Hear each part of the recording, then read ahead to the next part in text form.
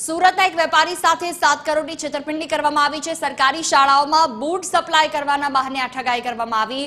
પશ્ચિમ બંગાળમાં boot supply કરવાના નામે છેતરપિંડી કરવામાં આવી છે।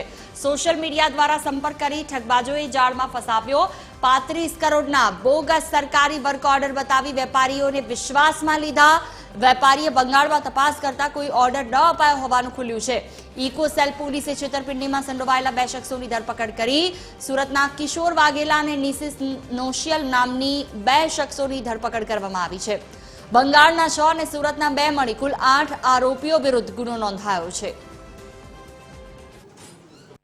તમિલનાડુના વેપારીએ પોતે સોશિયલ મીડિયાથી કોન્ટેક્ટ કરી અને તમિલનાડુમાં પોતાનો બહુ જ મોટો વ્યાપાર છે એ રીતનો વિશ્વાસ આપી અને ફરિયાદી સાથે વાતચીત કરી અને ત્યાંથી કુલ 10 કરોડનો માલ પોતે આરોપીઓએ મંગાવી લીધેલો। ત્યારબાદ એમણે એડવાન્સ પેટે એના 2 કરોડના ચેક આપેલા હતા અને આ માલ મળી ગયા બાદ તમામ ચેક જે છે એ ચેક બાઉન્સ થઈ ગયેલ અને ત્યારબાદ ફરિયાદીને જાણવા મળેલ કે એમની સાથે પણ આ એક વિશ્વાસઘાત થઈ ગયો છે।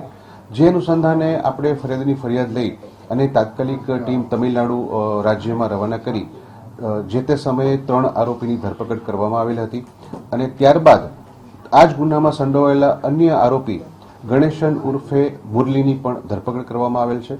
આ આરોપી જે છે એ પોતે અન્ય આરોપીઓ સાથે એક મેનેજર તરીકે કામ કરી અને સમગ્ર વ્યવસાયનું પોતે સંચાલન કરતો હતો।